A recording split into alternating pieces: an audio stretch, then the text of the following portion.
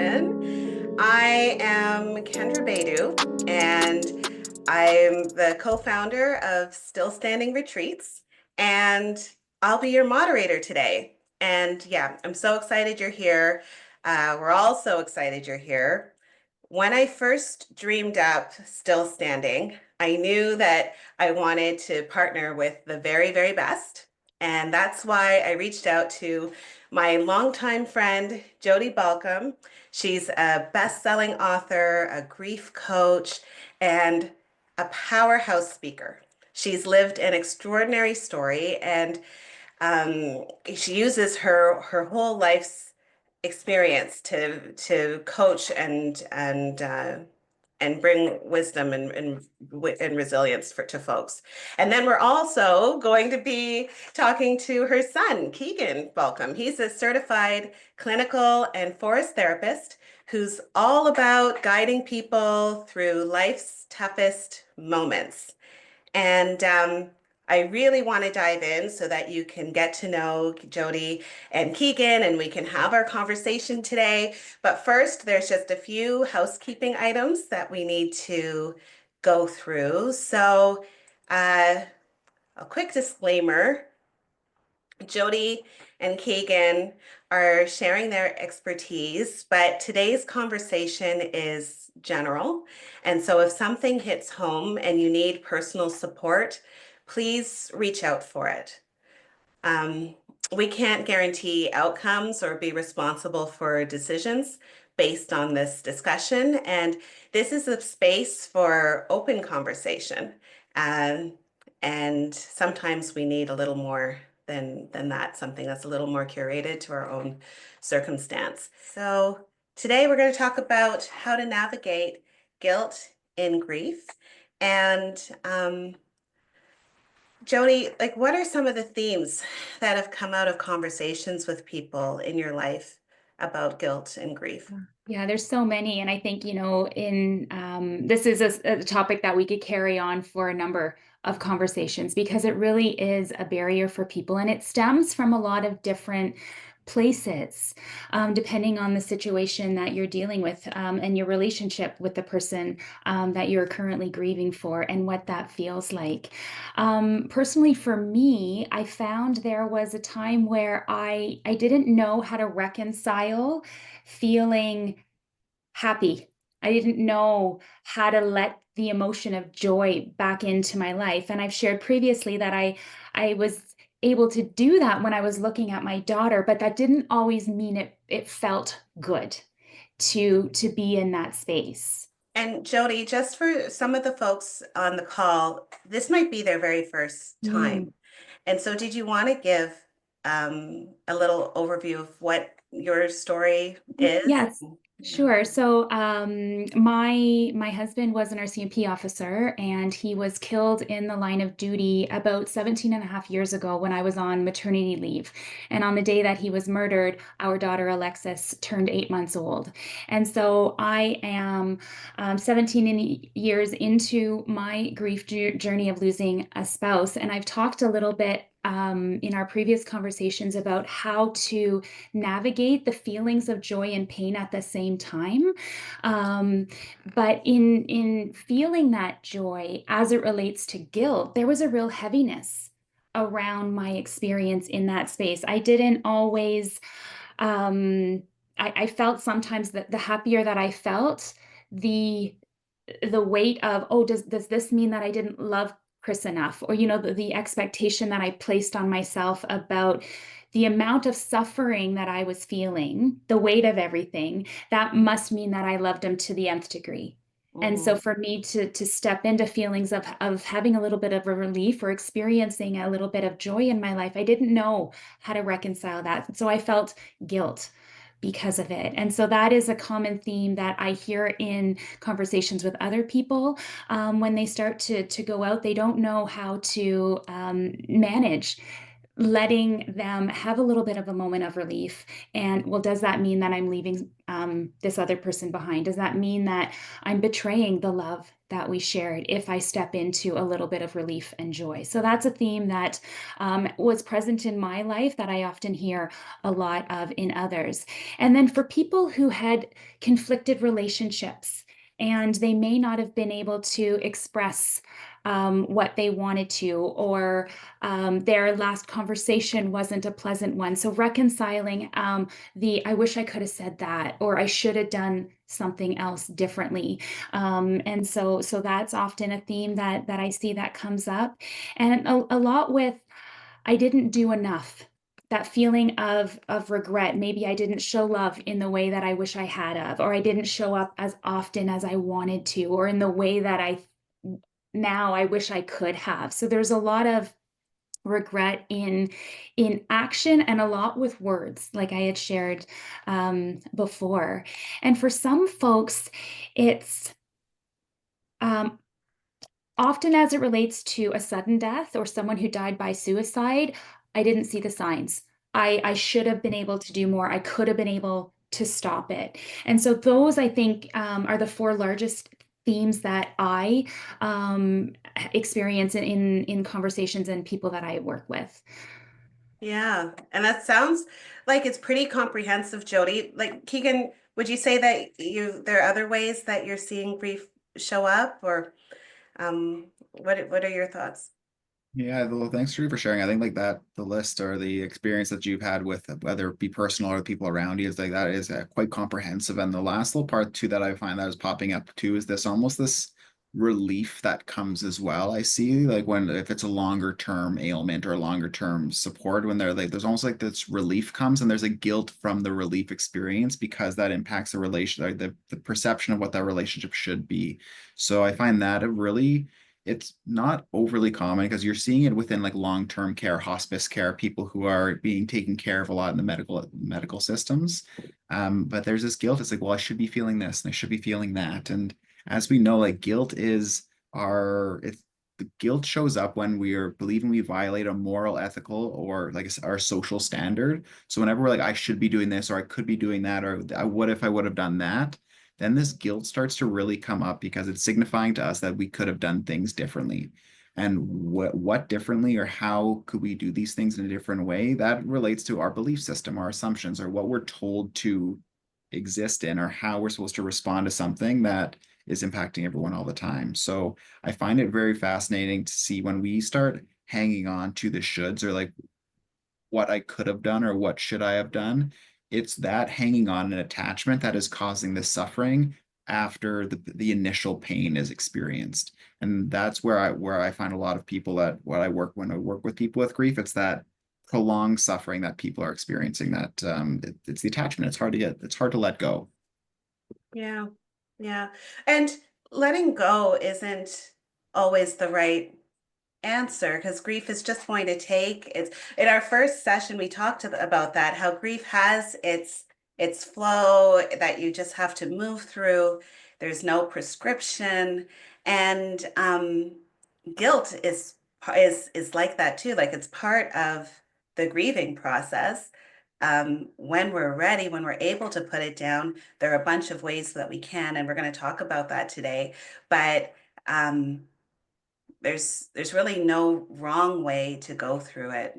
Um, but we can take some comfort in knowing that it's this universal uh, journey that we all will need to either experience at one point, or our own loss of ourselves will be there, just because death and taxes, right? And loss, any kind of loss. So uh, as we look at guilt, I was just saying how it's just a part of grieving. Would you say that, what would you say to someone who's concerned that grief is a flaw? Like, not grief, sorry, guilt, that guilt is a flaw. that they shouldn't be experiencing guilt. And in my experience, it comes back to the neurochemical piece of the biology of it. Like we're experiencing these things for a reason. Emotions are communicators. So whenever we're feeling a certain emotion, it's allowing us insight into what is needing to be communicated within our system or in our relationships around us. So having guilt, it's a part of our human experience. And I think that validating that experience of allowing that to be there in that moment is allowing us to like lean into our own awareness and our conscious. It's like, hey, what's coming up right now? This feeling of guilt, this like feeling in the stomach, this hunch over this almost disgust that's kind of happening with our own senses. What is that showing about me, my circumstance, my relationship to the individual or individual or part that I've lost from myself? So when I see people and it's like I shouldn't be feeling this way, I just say, oh hey, like it's okay. Like this is a human experience you're having right now, and this guilt is a friend to follow, and allow that to track within your internal map, so you can start making sense of what exactly about that circumstance is causing so much discomfort, and when ready, in their own time, start mending and mediating their relationship to the parts of their experience they're feeling that are still either broken or just severed in some type of way. So it's bringing the humanity back into the emotion. And yeah, Jody, I'd love to hear what you have to say about the other side of things, like the more Yeah. experiential Well, part. yeah, when you talk about bringing the humanity back, like guilt is so grief, it's like all of your emotions all at once inside of one word, and it's really hard to differentiate what it is that you're feeling at any one time. Right. And that's like why grief, I think, is it's so overwhelming because you can't parcel out and figure it out. And I think guilt is also one of those feelings that is a combination of a whole bunch of other different things. And so when we're able to isolate what is it that we're feeling guilty about, right? And I don't have the background that Keegan does, and but it's like, what are we blaming ourselves for? In simple terms, when it comes to guilt, like what am I blaming myself for as it relates to what I'm feeling with this other person? Am I blaming myself for not being as good of a friend as I could have been? Am I blaming myself for not showing up in my best way all the times as a spouse? Like, what is it that I'm feeling guilty for? And when we're able to maybe move a little bit further along in our healing process in order to be able to put words to what it is, that I think is when we're going to be able to start to, like as Keegan said, mediate things, or consider what can you do differently in order to start that um, process of forgiveness.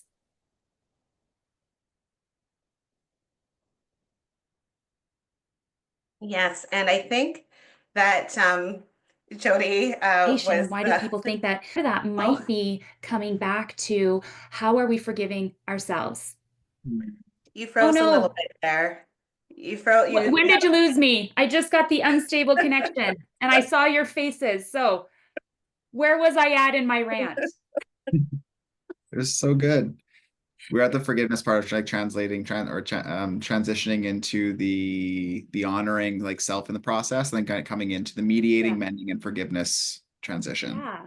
Okay. This is, technology in rural Alberta. So I'm going to forgive the technology. But as it comes to our conversation about grief and forgiveness, when we talked about external validation in grief and why so many people seek it, it's because it's almost like it's more tangible a little bit, right? Forgiving yourself can often be more difficult when you don't have the words of the other person to say audibly, I forgive you. And Mhm. so, as we're trying to come to forgive ourselves and to identify what we are taking responsibility for in the blaming aspect of guilt, forgiveness is the next step. And what that looks like, depending on what you're trying to forgive, could be very different for people. yeah.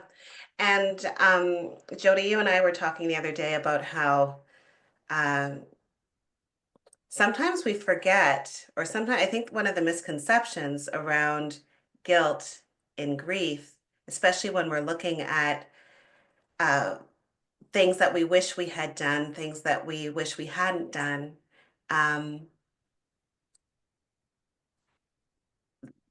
being forgiven by somebody else is completely, has nothing to do with forgiving ourselves. Nothing to do with it at all. The way we would forgive ourselves now is the same as you would forgive yourself when that person was here with us living, because it has to do with the relationship with yourself and your ability to give yourself that grace and that self-compassion, and to have made done the work internally to understand, how you're going to take what you wish was and use it to create what will be.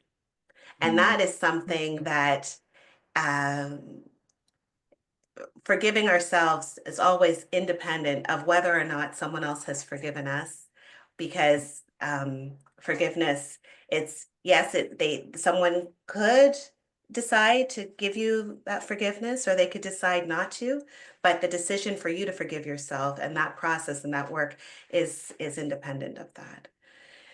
Yeah. Yeah.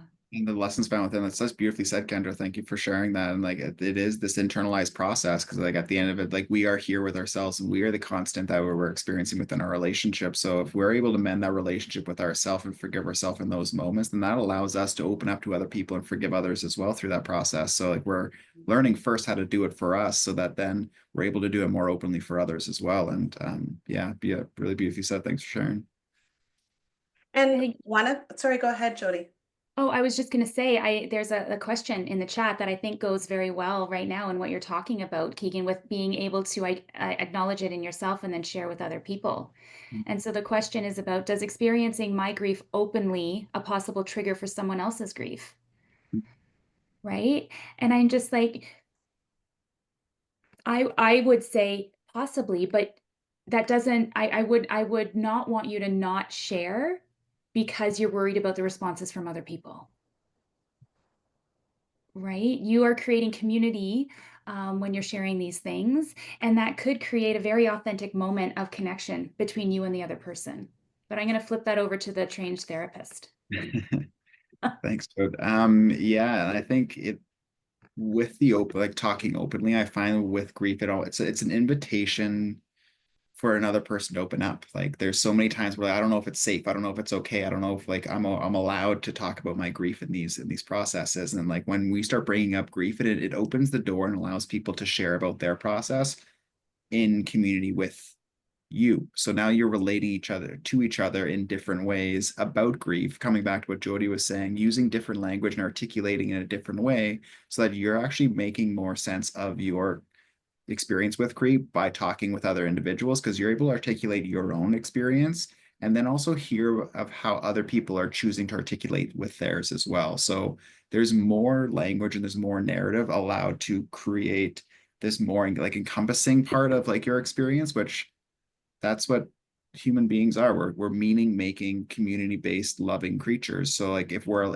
able to invite situations that promote connection, communication, and like empathy and compassion, that's what I find is the most pure form of human existence. Is we're relating to people on such a pure, authentic level, and that, yeah, there's nothing more special than that. Those are the moments that we're like, we remember that. Or like remember the one time where we connect with someone over this really emotionally charged conversation, and like that you just open up, the world kind of goes away because you're so in the moment with that individual. And like those are the precious moments that our lives provide. And so I'm a big advocate for sharing and talking and allowing people to see you in your process, and because that gives invitation for others to do so as well. Like how many people are closet like grief express, like they don't feel comfortable expressing their own grief, but there needs to be an invitation for them to feel like I'm not alone. Other people might be experiencing not something the same as me, but something similar. And having that community and validation through numbers is, yeah, it's pretty special. So yeah, thank you for your question. And maybe we can add some of the insight that we provided in some of our previous talks, where we are talking about um, when you're interacting with someone and you are grieving, be mindful of how that interaction is impacting you. And so not everybody is your person. Yes, it's good to share, but if you're if you're harming yourself in the sharing because you're sharing in a space that is not respecting your grieving process or not offering the compassion that you are needing in that moment, then it's okay um, to let their response be whatever it will be, and to move yourself to a space where there's community that meets you where you're at that time as well. Mhm. Yeah. I Just like think it's important too, when we're talking about grief, we've really talked about how it's a journey, right? Mm. So the word trigger, um, it might just it's not like someone's forgotten about the loss, right? It's I'm struggling with my words a little bit here, but it's like the grief is always with the person. And so back to what we talk about, creating that connection and that invitation to share, there might be a stronger wave of emotion in that moment in order to have that conversation or have that exchange with someone else, but it's not like it's a forgotten thing, right? It's not like you are um, reminding someone that they've lost. They know. They know that. Mhm. Yeah. Yeah. Um, One of the things that uh, I found interesting when preparing for this conversation around guilt and grief was the notion that the guilt that we're feeling can be another way of trying to have a sense of control, to regain some control, because the loss that we have so little control over whether we're going to experience that loss, when it happens, who it happens to, how. And we have so little control over the wave of grief that we feel, because it just has to run its course, and we have to let ourselves just run with the flow of that grief. As soon as we push back on it, it will show up in other ways and cause harm in other ways, which we've talked about, right? And so there are things we have control over, but in the middle of grief, so much that we do not have control over. And so sometimes guilt is a way of trying to regain some of that control, to look at, okay, so if I had done this, this, and this, we would have had this other outcome. Mm. If then, and like that just makes everything tidy. If I do this, then I get this. And Jody, again, you and I were talking about how, if you're going to be upset. So, my my husband, he laughs when I say this, and he says it's true, but it's, I tell him, it's like, if he's upset with me, I said, "Are you upset about a real thing? Is it the true thing? Because if you're going to be upset, it's okay for us to be upset, but let's be upset about the true story, the whole story, the real story."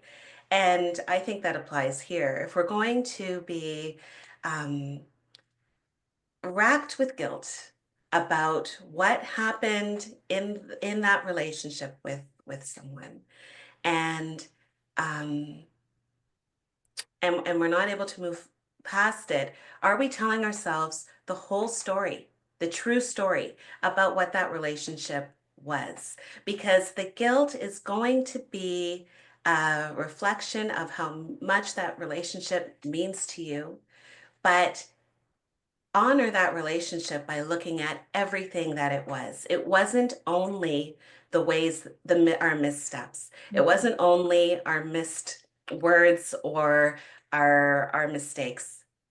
There's so much more to the relationship. And so if we're going to be upset, let's be upset about the true story, the whole story, and not just look at the relationship as the things that didn't go as we had hoped. And that way, then you can honor that relationship and honor that person's legacy and what they brought to the world by remembering the complete goodness of the relationship you had, along with all of the things that you wish could be different. But then in doing that, as you move forward, you're able to move forward with a clearer understanding of what you would have liked to have done differently, because it's based on the true thing. And then you're able to make really insightful and self-aware decisions around how to move in the world with different choices, choices that align better with who you'd want to be and who you might have would have liked to have been in those moments. And now, how amazing is it? Every time you make a decision to behave differently, to be better, to make tomorrow be just a little bit better than it was yesterday, you're carrying that person's legacy forward. You're carrying um the the gifts that were within the relationship that you had, the learnings that you could only have gotten through those interactions with that person.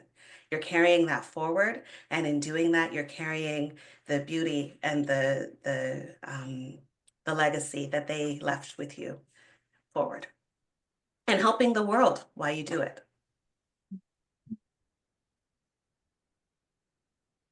That's so beautiful, Kendra. Yeah, And I yes. think, I mean, it's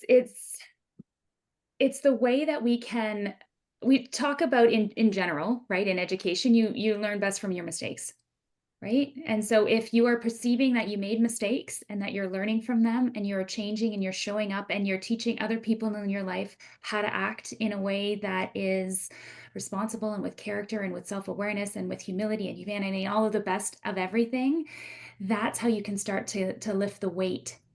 um, and there's a question that asks about ways that we can actively practice forgiving ourselves. We're going to get to that. But what you've just said and the way that you individually want to change the way that you show up, that's an act of self-forgiveness and in changing that behavior as well.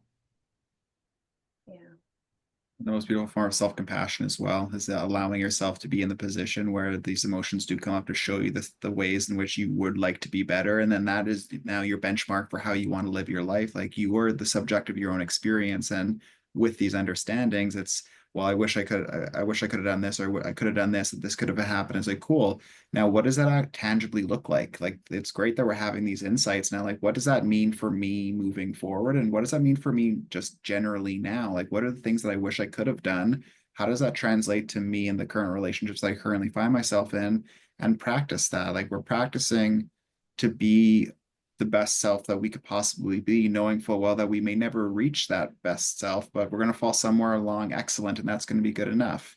And Mhm. the more we can motivate ourselves through our previous actions, the more we're aligning with our being and learning our path, because we're all placed here to experience the world and all that it offers, and we're having to walk our path so that we can learn from it, so we can grow from it, so we could teach others, not maybe not even not through speaking, but through just our behaviors, and like be a role model for those around us to be able to stand up and allow ourselves to walk with this process. And it can be, grief is such a, it can be such a beautiful process when we allow the flow to take us, when we are experiencing the ups and the downs, like, oh, there's so much emotion here and there's so much gratitude over here and there's this happiness memory over here and this hardship over here. And we're these emotive affective beings that have this ability to conceive emotion, and we're able to feel these things. And like how beautiful it can be sometimes when you go back and experience what it was like to love and remember what those good moments were. And all too often with this grief or the guilt processes,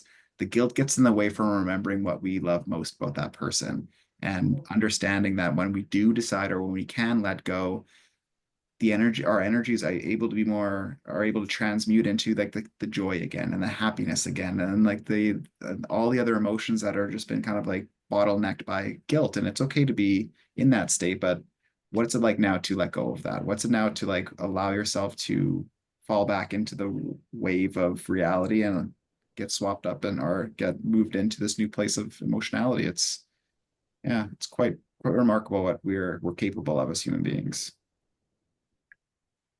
It really, really is. And when we look at self-forgiveness, that's a whole, that's, it's a whole other thing.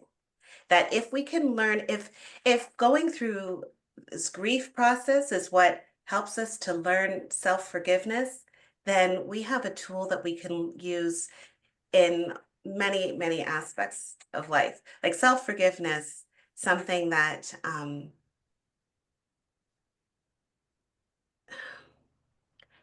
when you're able to do that, you're able to access so much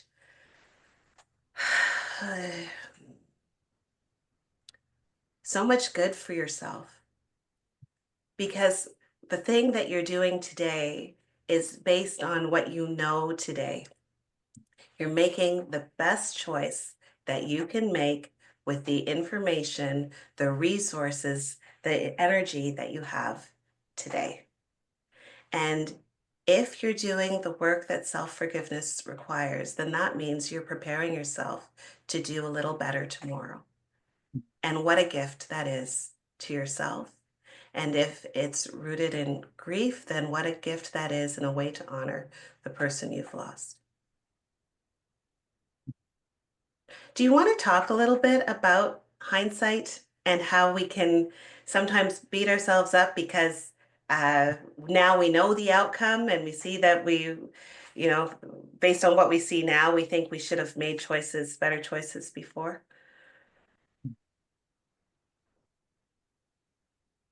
Yeah. So do you want to take it away? So, clarifying question. In general, so in hindsight, like, are you saying, like if I could transport myself back 16 years ago and talk to that version of Jody, what would I tell her, that kind of hindsight insight? Oh, well, that's kind of interesting. What I actually meant was Okay. um, kind of what you were referring to at the beginning when you were saying how, oh, if I had said these things differently, if Yeah. I had made different choices, if I've lost my child, I did something in that relationship that I regret. I've lost my husband. There was an argument that was unresolved. Yeah. These kinds of things, and or so and so was telling me that they weren't feeling well, and I didn't take it seriously enough, and now they've passed. What maybe I should have done more. Those kinds of things where you're looking back and you're feeling that regret. Yeah. And um, in hindsight, right? You look back and you say, "Oh, I should have done this. I could have, I wish I had." Yeah. Um, but you couldn't have known all of the things. And like I said, you're behaving using the resources that you have in that moment. Yeah. So I was just wanting to talk a little bit about how we can um, have grace for ourselves when we're looking back at how things went and wishing that they had gone differently. Yeah. Wow, that's loaded. I know. Okay, That's what these so conversations are, they are, still but I'm just standing like, we're gonna have conversations. to roll it Yeah. over for the next time too. So what I Yes. think what's coming to mind for me in that is the all of the what ifs. And I know that was part of the title of the webinar, is like, how do we handle the what ifs? And a large part of that is just the awareness that the outcome is what it is. And I don't, trying to think about all of the ways that you wish it could change Mhm. isn't that's going to help keep you where you are, which is in this hard place of being stuck and feeling all of the negativeness that is associated with guilt. And so a reframe, so instead of what if, try to focus on what is, you know what is, and this goes back, I think, a little bit to you sharing about, what is the real story, Yeah. what are you telling yourself, um and balancing out that perspective a little Mhm. bit. And so focusing on the true facts of things, right? Maybe you did say something in that last conversation that you're not proud of, but that does not define your relationship. What is that for 30 out of um, 31 years, you were the bestest of friends. and you had that history, and you can lean into the positive things of what was for your relationship and focusing more on that than the hypothetical things that you can't change. And I guess you talk about hindsight, the reason I was like, ooh, for me, when I talk about hindsight, it's like I've gained wisdom. And when I look back, I wish I had have applied it differently. And so when my daughter was growing up and she was asking me questions about her dad, and she'd only had information based on what people had told her because she hadn't been able to formulate her own memories yet. I think when she was 4 years old, she's like, Mom, I wish I knew my Chris daddy. And I said, sweetheart, I know that you wish you could have known him. I said, he's wonderful and I'm happy to talk all about him. I said, but honey, wishing isn't going to change the fact that you're not going to get to meet him until you go to heaven too. And wishing is wasted energy for us. And I think I like that is how I said it to her when she was 4 and she understood. And I said, that doesn't mean you can still talk to him and you can still dream about him and we can write letters. But wishing that something is going to be that can't be was not a positive use of energy. And so that's kind of where I guess I'm full circling back to the energy that you have in order to invest in hoping and wishing things that could change, it's futile.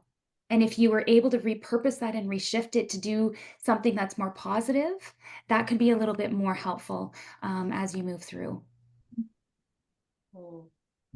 What comes up for me when you share that, Jody, is like even the sorrow that is with that wish and hope. So it's like, well, I wish I could do this. I hope I like this could happen. And with Alexis being that stage as well, there is a just like a mistruth in the way in which we're thinking about these things. So we're creating false hope almost for ourselves, and in doing so, we will always be disappointed if we create a situation that's not able to happen, and we know the outcome of that. Like we, at like 10 out of 10 times, we will be experiencing disappointment because we are creating a circumstance that is unable to happen, and that is almost like we put ourselves through like that self-suffering at that point because we know we're hanging on to something that is unable to come to fruition, which it allows us a little bit of reprieve, like maybe, but there's a big truth at the end of that saying we will never have that experience. And I think that's where this reality, it's tough to balance all those things. We also have to live this imaginal, like what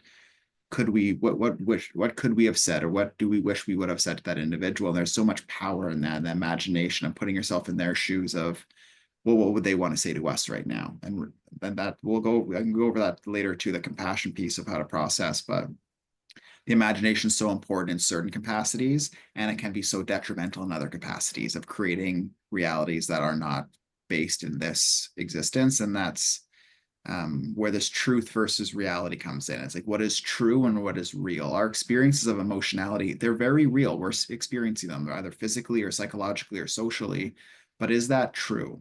And going back to what Kendra's saying, like figuring out the facts of the situation of what aligns and what is maybe a bit foggy of perception or an emotion that was going on at that time, and balancing through that as well. So it's navigating that psyche, navigating like how we see ourselves and how we see ourselves in relationship with others, and creating a roadmap to what our lives would like to be, or we would like our lives to be, based on our compassion and love for ourselves, what that looks like. Yeah.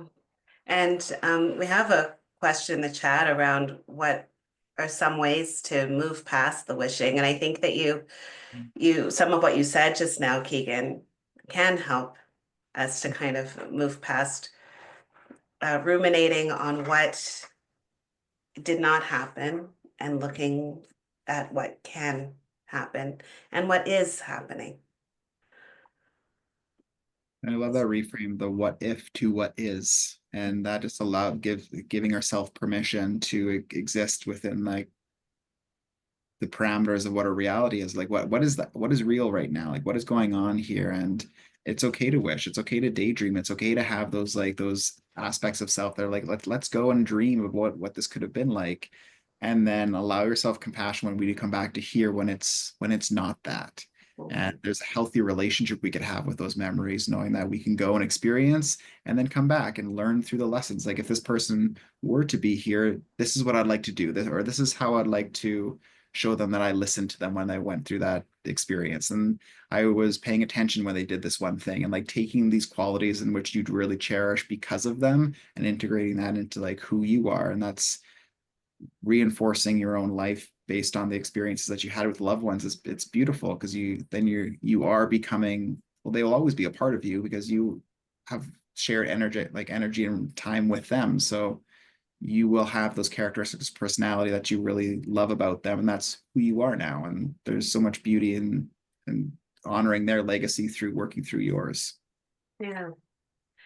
And I'd like to invite everyone who's here with us today to, if you have any questions, put them in the chat. Guilt and grief, the guilt that we carry is just, um, it can be a heavy weight that we carry, and grief is already heavy. And then when you add guilt, it makes it even heavier. And so if you have any questions that allow you um, to carry it a little easier, or to even put a little bit of guilt down, you know, we're happy to have that. And so Keegan and Jody, if you could share one insight that can help people release the guilt and embrace the memories, conflicts and all, what would it be?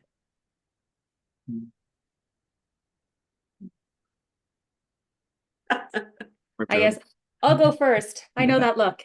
Yeah, I was thinking about something that is tangible because everyone's grief journey we talked about is very different. And the way that we are carrying the guilt and the reasons for it are also unique to us. And so it's like without just saying, you know, moving through your healing journey, reframes will happen. You're going to be able to get there. I was thinking of what is something more tangible.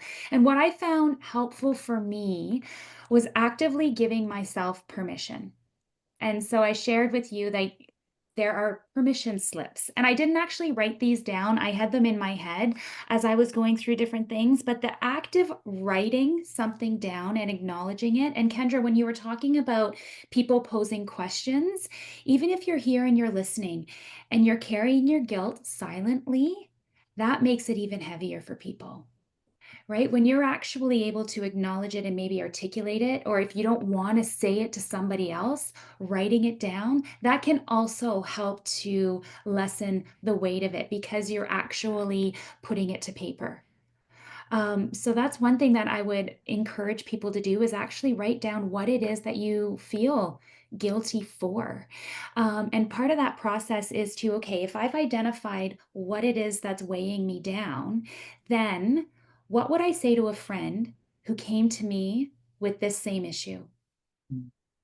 Because we talked about this before, we often give better advice or more self-compassionate or compassionate advice to other people. And so then we can use that for ourselves as well to help kind of continue to lessen the burden. And then identifying a belief that you have that you might be able to release in order to move forward. And so I'm going to put a couple of these permission slip type examples in the chat and it'll get put onto our website. So don't worry about if you don't have a moment to capture anything. We are going to be able to put it on Still Standing so you'll have access to it. But for example, I give myself permission to accept moments of relief, and that is normal. Right? Sometimes going back to, can I sense a little bit of joy in my life, or can I feel less weighed down when I'm feeling a little bit okay today? Or if I have gotten through most of my waking hours without feeling really heavy, that's okay and that's normal. And it's just part of the healing process. I give myself permission to let go of the pressure to stay in pain as proof of my love for this person. So when we're actually able to kind of frame things like this, it makes things a little bit easier for us. And so I give myself permission to honor my past while also embracing my future. So you can have both things happening at the same time and let yourself know that it's okay. Mm. That's really beautiful and very practical. It's something that we can just do. We can pick up a pen and paper or our devices and just kind of let some of that go onto paper for a moment. What are you thinking, Keegan? Yeah, with my experience, I enjoy like coming into this imagination and um, the imagination aspect of things and creating circumstantial situations that allow our brains to just consider alternate perspectives, alternate places of being. And with that is like letters to yourself and also letters based on the perspective of what the person that you have lost. And those are really powerful. So if we sit down and write a letter to the individual from point of view of ourselves, what emotions are coming up, whether it be sadness, guilt, joy, happy, go through all of these different parts of what the emotion is. And this is what I'm experiencing today. This is what I experienced then, and this is what I'm hoping to experience down the road. These are the lessons that I've learned because of you, and I thank you very much for these. And this is how I'm going to harness these lessons into my day-to-day patterning, my day-to-day just existence, and allowing yourself to go back in time and to see then glean the insights you've gained throughout these years or throughout this time is very potent, very powerful.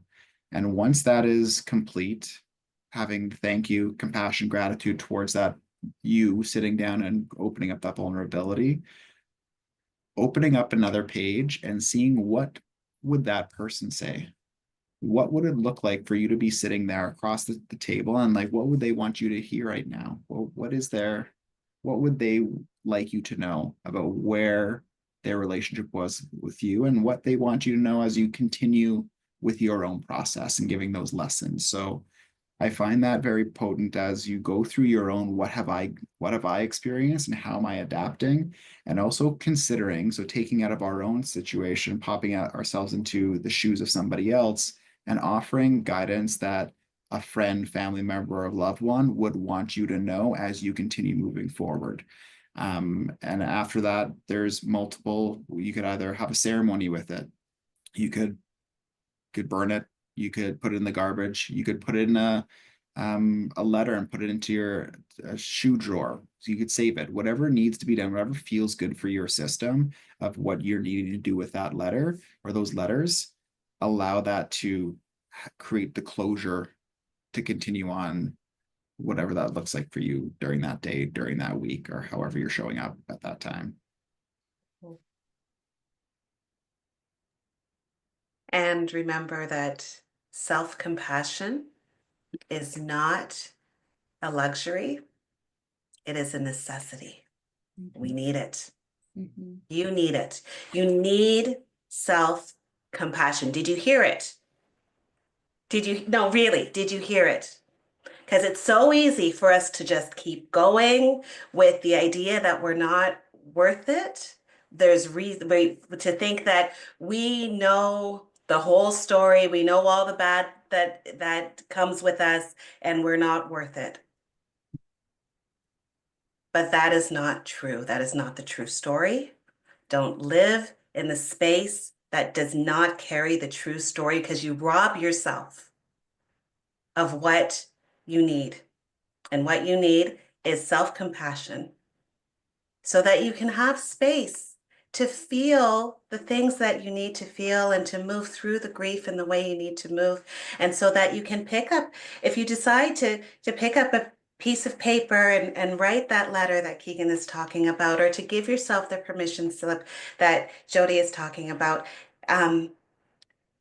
In order to do those things, you have to start with self-compassion so that you can do those things.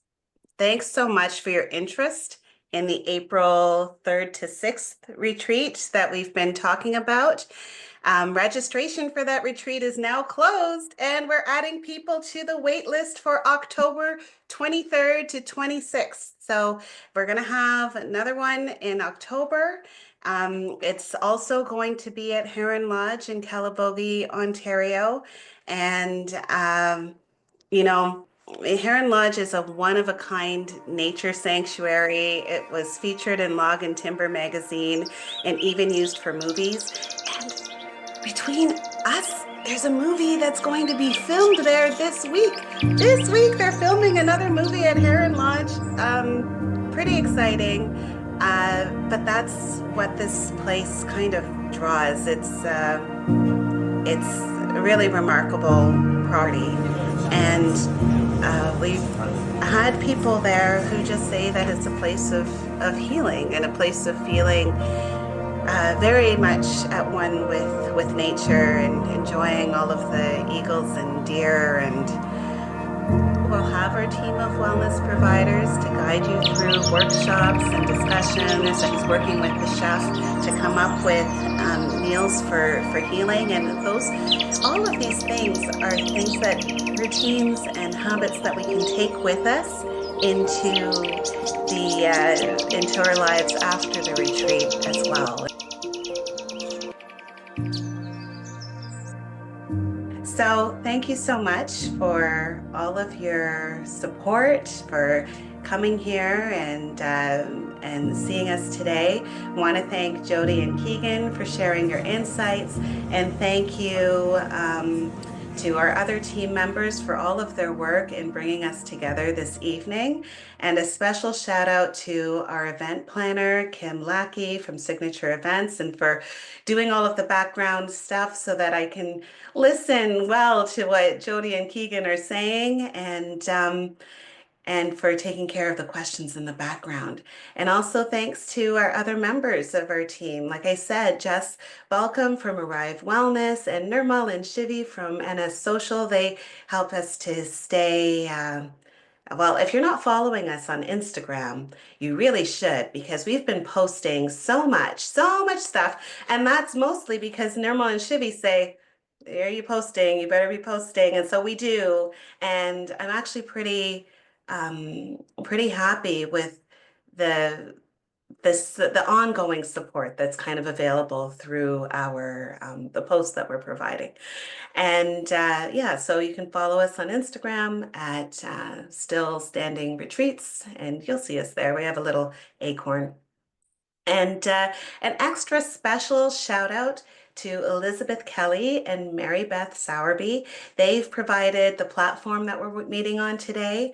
And most of all, thank you to our audience, to you, for participating, for your questions, for showing up. Sometimes it can be hard to do even a small thing, and you've done a big thing.